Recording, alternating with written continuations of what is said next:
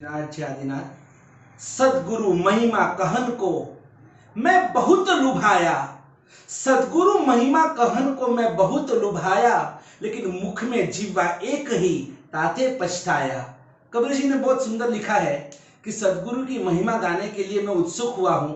मुझे बहुत अंदर से इच्छा हो रही है, मेरा अंदर का उत्साह उछल रहा है महासागर के तरंगों की तरह।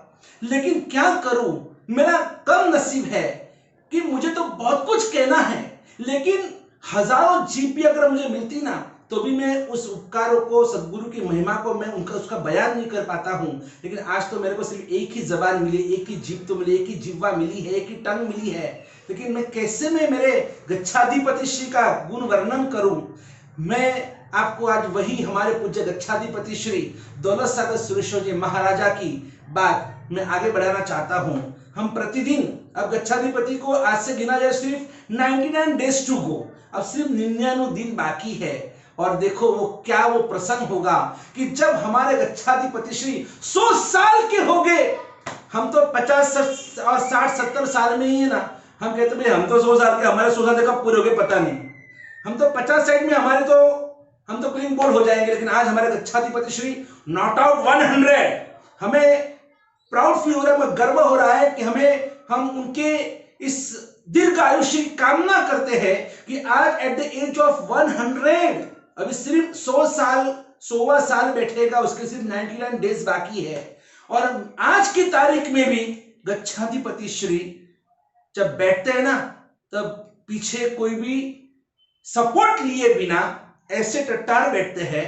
आज भी बिना चश्मे इस उम्र के अंदर 6 से 8 घंटे किताब पढ़ते, स्वाध्याय करते हैं, शास्त्र का अध्ययन करते हैं। ये ऐसे गच्छाधिपति श्री है कि जिनको भगवान ने ऐसी मेहर की है कि जिनके नाखून में भी कोई बीमारी नहीं है, कोई रोग नहीं है, कोई दवाई नहीं खाते हैं, उन्हें कोई दवाई लेने की आवश्यकता नहीं, कोई टॉनिक लेने की आवश्यकता नहीं है।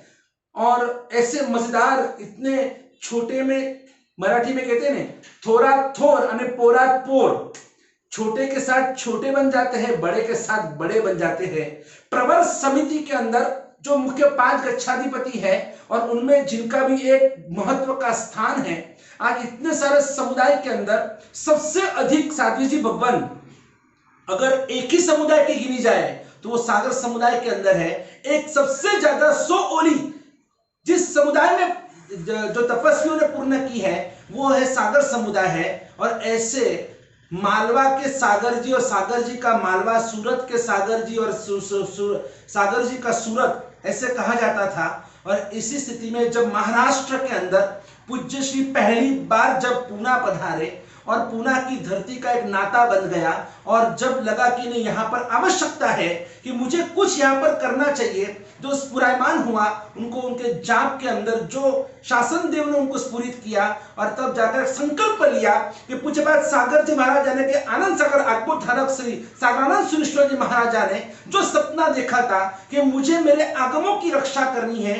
आगम यानी हमारे ग्रंथ, जिस तरह से हर एक धर्म का एक मुख्य ग्रंथ होता है। मुसलमानों के लिए कुरान है, क्रिश्चियनों के लिए बाइबल है, हिंदुओं के लिए गीता है, रामायण महाभारत है, सिखों के लिए ग्रंथ साहिबा है। वैसे जैन धर्म के जो ग्रंथ होते हैं, जो शास्त्र होते हैं, उसे आगम कहते हैं। और पहले 84 आगम थे, अभी आज सिर्फ 45 आगम, और वो भी कितना सारा लुप्त हो गया। कितने सारे आगमों को मुस्लिमों ने यानी मुगलों ने जलाकर राख कर दिया, कितने सारे आगमों को अंग्रेजों ने चुरा कर और यहां से हमारे भारत में से लेकर गए। और ऐसे आगमों की रक्षा करने के लिए पूज्यपाद श्री यानी अद्भुतधारक सागर जी महाराज ने जो संकल्प लिया था, और उसी संकल्प को और उस पाठ परंपरा के अंदर मालवोद्धारक चंद्रसागर सुरेश्वर जी महाराजा, आद्य गच्छाधिपति माणिक सागर सुरेश्वर जी महाराजा, और वही परंपरा के अंदर पूज्यपाद गच्छाधिपति श्री देवेंद्र सागर सुरेश्वर जी महाराजा और उनके ही ये लाडीले शिष्य यानी पूज्यपाद जिनागम सेवी आचार्य गच्छाधिपति दौलत सागर सुरेश्वर जी महाराजा। और ऐसे गच्छाधिपति ने भी संकल्प लिया कि मुझे भी आगमों की रक्षा करनी है। और आप देखो आज पूना के अंदर विश्व विख्यात कात्रज का यह आगम मंदिर बेनमूना आगम मंदिर, जो पूरा सुवर्ण आगम मंदिर के रूप में विश्व विख्यात बन चुका है, और इसके नींव के अंदर कोई है, इसके प्रेरक कोई है, इसके मार्गदर्शक कोई है, तो वो है हमारे गच्छाधिपति श्री। और जो गच्छाधिपति श्री जन्म से अजैन होते हुए भी उन्होंने ये साकार कर कर बताया कि इंसान मनुष्य जन्म से नहीं कर्म से महान बनता है। और देखिए कि जिन्होंने जन्म पटेल कुल में लिया, एक कड़वा पटेल, पटेल में भी दो मत है, कड़वा और लेवा पटेल, और उसमें भी जो कड़वा पटेल के रूप परिवार में जिन्होंने जन्म लिया, और आज देखो 14 साल की उम्र में नौकार को पाकर और 19 साल की उम्र में वैरागी बनकर, और किस तरह से उन्होंने दीक्षा ली ना, वो एक जबरदस्त उनका वो जीवन हमें समझना चाहिए। ताकि देखो जब तक हम किसी चीज की वैल्यू, किसी व्यक्ति की वैल्यू हम समझ नहीं पाएंगे ना, तब तक हमें उसकी कोई कीमत नहीं कर पाएंगे। जब हमको पता है कि ये 2000 की नोट है, ये कागज का टुकड़ा नहीं है, तो हमारा नजरिया देखने का बदल जाएगा। अरे ये कोई कांच का टुकड़ा नहीं है, हीरा है, डायमंड है, डायमंड, देखने का नजरिया बदल जाएगा।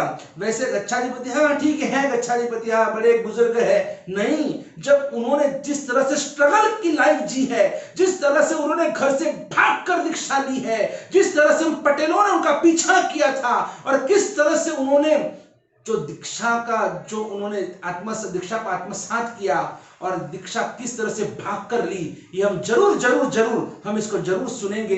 धीरे धीरे करते करते करते हम उस गच्छाधिपति को हम समझना चाहते हैं, वो कैसे अजैन में जन्म लेने वाले, और वो कैसे हमारे वर्तमान के गच्छाधिपति बने। और ऐसे कितने गुरु भगवंत है कि जिन्होंने इस तरह से अजैन में से जैन बनकर कोई आचार्य बने, कोई गच्छाधिपति बने, कोई शासन प्रभावक बने।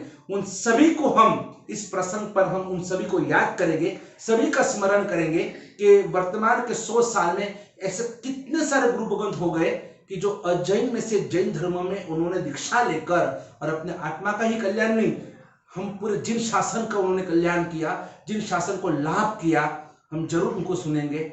बस आज इतना ही। हम पूज्यपाद गच्छाधिपति श्री दौलत सागर सुरेश्वर जी महाराजा के चरणों में वंदना करते हैं और हम उनकी जय बुलाएंगे। बोलो पूज्यपाद वर्तमान गच्छाधिपति आचार्य भगवान श्री दौलत सागर सुरेश्वर जी महाराज की जय। जय गिरिराज, जय आदिनाथ, जय गुरुदेव। जुड़िए हमसे परम भक्त परिवार से, और बेल आइकन को दबाइए और विराट क्रांति वाणी को सब्सक्राइब कीजिए।